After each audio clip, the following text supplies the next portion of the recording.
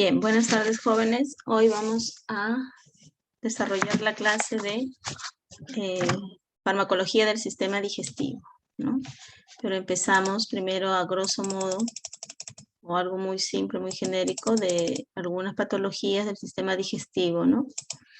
Entonces, sabemos que el sistema digestivo está dividido en el tracto gastrointestinal superior y el sistema gastrointestinal inferior.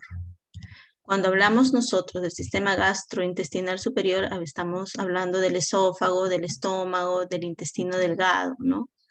El cual, pues, el intestino delgado se subdivide en duodeno, yeyuno e ileón. Entonces, el tracto gastrointestinal inferior está formado por lo que es el colon, ¿no? Colon y el recto. El colon, sabemos que hay colon ascendente, colon transverso, colon descendente y colon sigmoide, ¿no? Entonces, estas son las partes de lo que es el sistema digestivo. Algunas patologías que se presentan a nivel del sistema digestivo, del aparato digestivo o gastrointestinal, se originan generalmente pues por muchos factores, ¿no? Por algunos microorganismos, como por ejemplo el Escherichia coli, también algunos medicamentos, ¿no? El consumo de muchos medicamentos, ya sea por una automedicación o de repente por alguna patología presente, ¿no? Medicamentos prescritos, también puede ser por alguna ingesta de alimentos, entre otras cosas, ¿no? ¿Qué enfermedades son las más frecuentes o las más conocidas? Una gastritis, ¿quién no ha padecido una gastritis? Una colitis, una enteritis, una úlcera gástrica, un reflujo gastroesofágico, una diverticulosis, diarrea, estreñimiento, sangre oculta en las heces. Generalmente esto se da cuando hay una úlcera, ¿no? Se elimina heces, se eliminan las heces, pues sangre, ¿no? Esofagitis, entre otras. Entonces aquí, como podemos observar algunas, como la úlcera, sabemos que son pequeñas llagas que se presentan a nivel del estómago o a nivel del duodeno, ¿no? Por eso que dicen úlcera duodenal o úlcera gástrica, ¿no? Dependiendo de dónde se ubique. También las dispepsias, que también son los famosos empachos que a veces sentimos, ¿no? Cuando comemos demasiado, ya sea en la noche, decimos, no, hoy me siento empachado, no tengo buena digestión, porque he comido muy tarde, entre otros, ¿no? Entonces, una dispepsia es un empacho, el cual pues también se puede presentar como una sensación de llenura, se puede presentar con náuseas, con vómitos, con un dolor ligero, ¿no? Una sensación de ardor. También otra patología es el síndrome de Zollinger-Ellison, que es una afección en la cual se produce por exceso de la hormona gastrina, ¿no? Es un pequeño tumorcito que se encuentra en el páncreas, el cual va a tener que obviamente ser sacado, ¿no? Entonces, ¿qué va a provocar este pequeño tumor? Que haya una excesiva segregación de lo que es la gastrina. ¿Y qué va a provocar esta gastrina? Va a provocar que estimule lo que es la segregación del ácido clorhídrico. Por lo tanto, podemos pues padecer de una gastritis crónica hasta úlcera, ¿no? Si no es tratada. ¿Cuáles son los fármacos que actualmente se usan para lo que es cualquier patología que se presente en el sistema digestivo? Están los inhibidores de la secreción ácida, los compuestos neutralizantes, los protectores o estimulantes de la protección mucosa, tratamiento erradicador del Helicobacter pylori, ¿no? Antieméticos, laxantes, antidiarreicos. En los inhibidores de la secreción ácida significa aquellos que van a inhibir, van a bloquear el exceso de secreción ácida que va a haber en en el estómago, ¿no? Por ejemplo, los antihistamínicos H2, por si acaso no es la clorfenamina, porque la clorfenamina es antihistamínico H1. Cuando hablamos de antihistamínico H2, nos estamos refiriendo, por ejemplo, a la ranitidina, ¿no? ¿Quién no conoce la ranitidina? Anticolinérgicos, inhibidores de la TPasa. Los compuestos neutralizantes, los antiácidos, la milanta, por ejemplo, ¿no? Protectores o estimulantes de la protección de la mucosa, por ejemplo, el bismutol. ¿Quién no ha tomado un bismutol por ahí, ¿no? Y tratamiento erradicador con Helicobacter pylori, generalmente ahí se usan antibióticos, ¿no? Por la presencia de este Escherichia coli, que generalmente cuando la ingerimos, cuando tomamos aguas del caño directo, no las servimos, ¿no? O tomamos, por ejemplo, esos refrescos que venden en la calle y no los preparan con agua hervida, ¿no? Sino con agua de caño directamente, o de repente con las manos sucias, y por ahí se transmite algún microorganismo, ¿no? También cuando se sufre de estreñimiento, pues se usan los laxantes y algunos antidiarreicos, ¿no? Cuando se está como síntoma presente una diarrea, ya sea por la ingesta de alimentos o de repente por la ingesta de algún medicamento, ¿no? Entonces, lo primero que vamos a ver esta vez vamos a ir en orden y vamos a ver los antiácidos, ¿ya? Cuando hablamos de antiácidos, son sustancias pues capaces de neutralizar, ¿no? ¿A quién van a neutralizar? A los ácidos. Entonces es una base. Si va a neutralizar a un ácido, se trata de una base, ¿no? Entonces, los antiácidos son sustancias que van a tener la capacidad pues, de neutralizar o bloquear los ácidos producidos por las células del estómago. Es neutralizarlo, ¿no? Van a neutralizar, van a bloquear ese exceso de ácido que hay presente ahí, ¿no? Por lo tanto, pues ayudan a tratar lo que es la acidez estomacal. Generalmente son sustancias alcalinas o básicas, ¿no? Que van a aumentar el pH del estómago. Sabemos que el pH del estómago es de 1 a 2. Entonces, al nosotros ingerir estos antiácidos, pues van a variar este pH, ¿no? Va a dejar de ser ácido y lo va a volver un poco básico. Entonces, como dice acá, los medicamentos son medicamentos que sirven para aliviar o reducir la acidez gástrica, que actúan localmente neutralizando, ¿no? El ácido clorhídrico del estómago sin afectar su producción. O sea, no va a bloquear las células que van a segregar el ácido clorhídrico, no. Van a neutralizar el exceso de ácido clorhídrico que está presente en el estómago. Tener eso en cuenta, son dos cosas totalmente diferentes. Neutraliza el ácido que ya está aquí en el estómago, ¿no? Este ácido, por ejemplo, veamos aquí, ¿no? Este es el ácido, por ejemplo, y este es el antiácido. Va a neutralizar este ácido que está aquí presente en el estómago. No va a bloquear, no va a neutralizar las células que elaboran o segregan pues el ácido clorhídrico, ¿ya?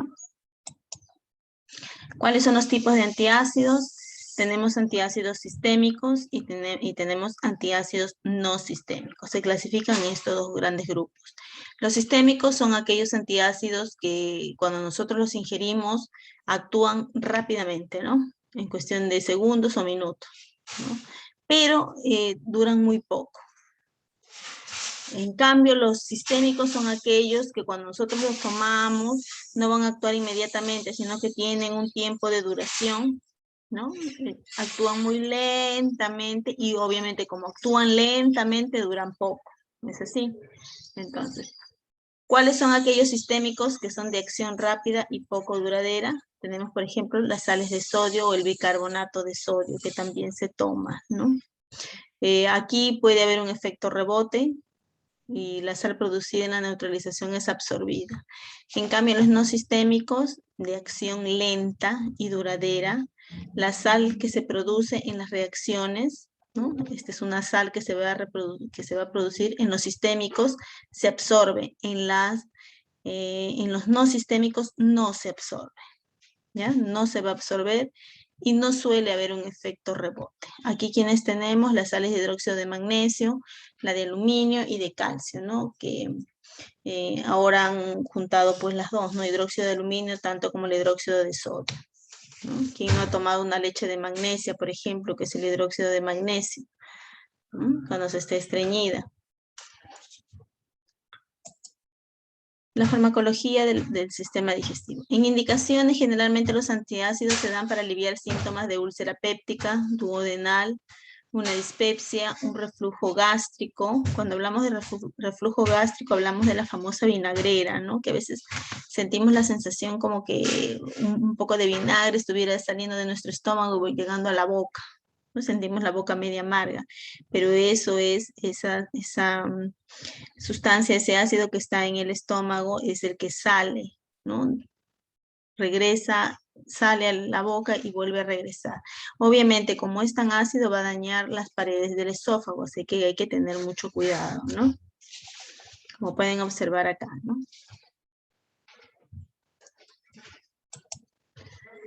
Esto ya lo hemos hablado de Solinger.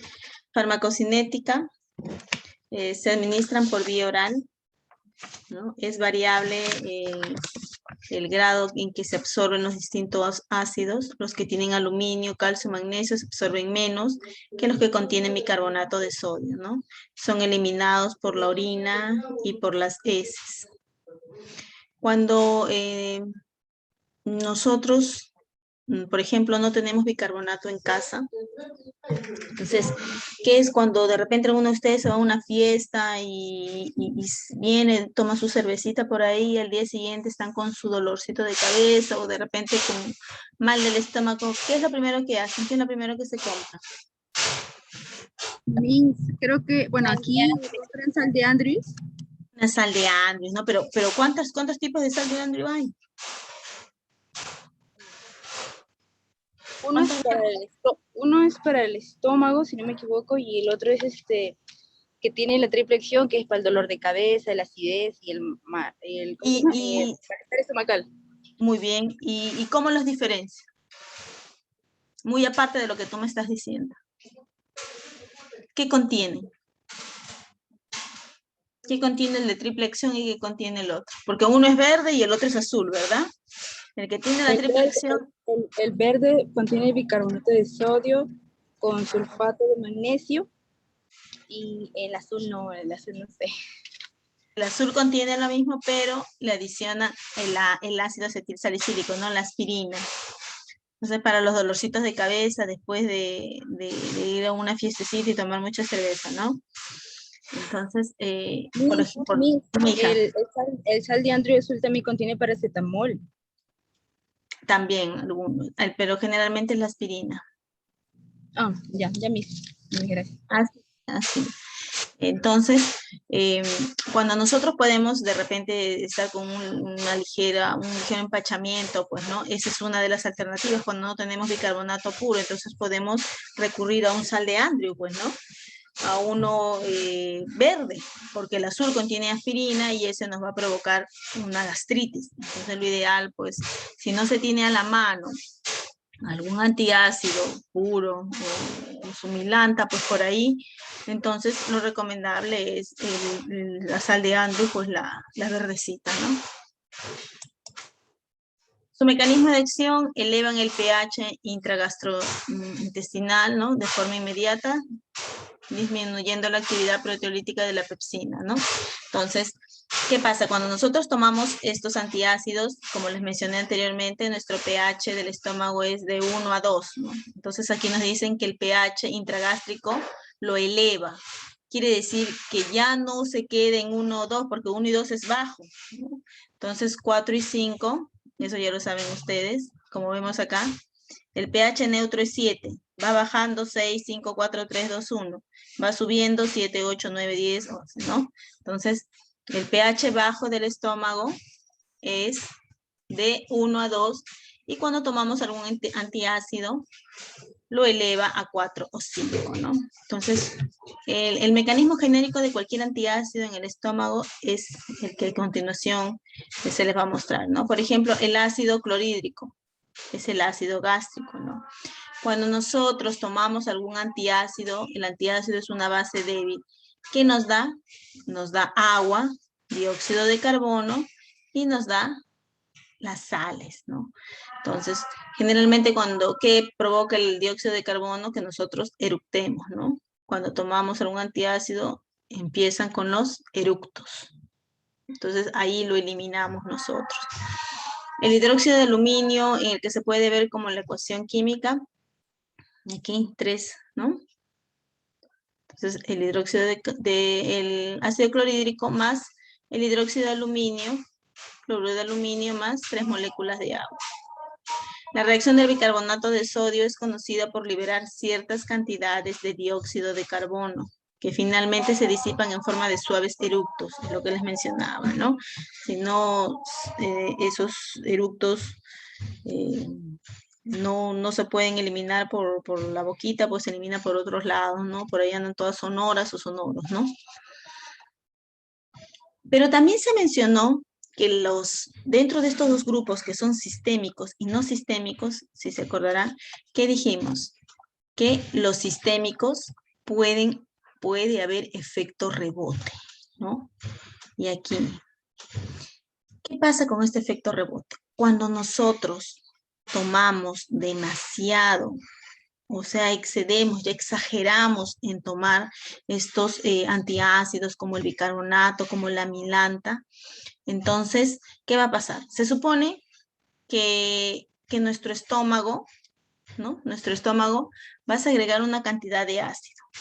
Cuando estamos empachados, este ácido que va a segregar, pues se va a quedar ahí y nos va a provocar esa pesadez, nos va a provocar daño en el estómago, ¿no es así? Entonces, cuando nosotros ingerimos este antiácido, va a neutralizar este ácido que está aquí en el estómago. ¿Se acuerdan que eso lo mencioné al inicio? Pero cuando nosotros tomamos muy constantemente, ¿no? Ya nos volvemos adictas a ello, nos automedicamos o creemos que esa es la solución. Tomamos. Entonces, ¿qué va a pasar con el pH del estómago? Lo va a tener 4, 5, 4, 5. Cuando en realidad ese es el pH del estómago para poder realizar todas las acciones, todas sus funciones, no es. No lo es. Entonces, ¿cuál es el pH ideal del estómago? De 1 a 2. Entonces, ¿qué va a hacer el estómago? Bueno, entonces yo necesito eliminar mis ácidos, ¿no? Eso es lo primero que dice el estómago, ¿no? O hace, ¿no? Elimina sus ácidos, ¿para qué? Para poder degradar todos los alimentos que nosotros estamos ingiriendo, ¿no? Carbohidratos, proteínas, ¿no? Lípidos, entre otros. Entonces, al mantenerse ahí, en ese pH muy elevado, ¿qué va a hacer? Va a segregar más, en mayor cantidad va a segregar el ácido clorhídrico. ¿Por qué? Porque tiene que realizar su función, tiene que degradar todos esos nutrientes que están ingresando a nuestro organismo. Entonces, ¿qué va a pasar? Por lo tanto, ¿cuál sería el efecto rebote? Que sí, el antiácido va a mantener neutralizado un pH de 4 o 5, pero ¿qué va a provocar? Un efecto contrario, ¿no? ¿De qué? ¿Qué va a provocar? Que el estómago segregue más ácido, más ácido. Entonces, ¿qué me va a provocar si mi estómago segrega mucho más ácido? Me va a provocar o empeorar la gastritis que voy a tener. Entonces, eso se le conoce como el efecto rebote. No va a rebotar eso. Cuando aventamos la pelota, rebota, va y viene, va y viene. Entonces, hay que tener mucho cuidado con el uso de este tipo, pues, de medicamentos, ¿no? No tomarlo por tomar.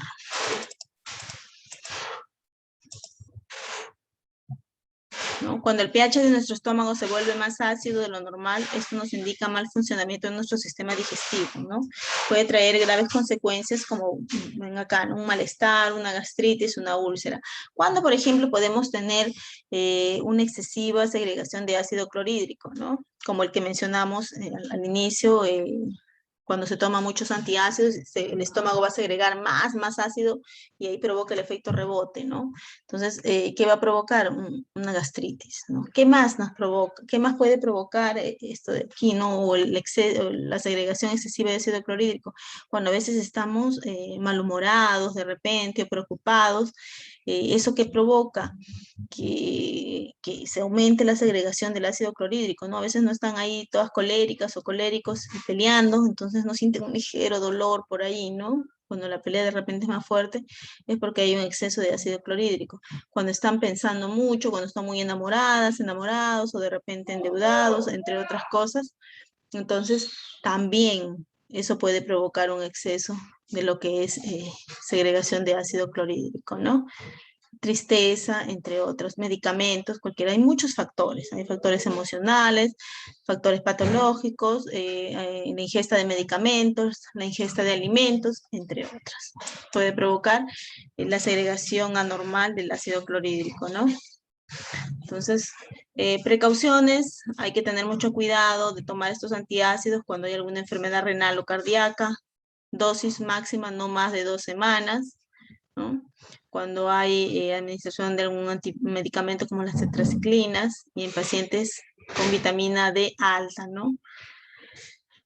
No hay inconvenientes en embarazo o la lactancia. Contraindicaciones, hipersensibilidad, hipercalcemia, hipercalciuria grave, insuficiencia renal, no en menores de 6 años.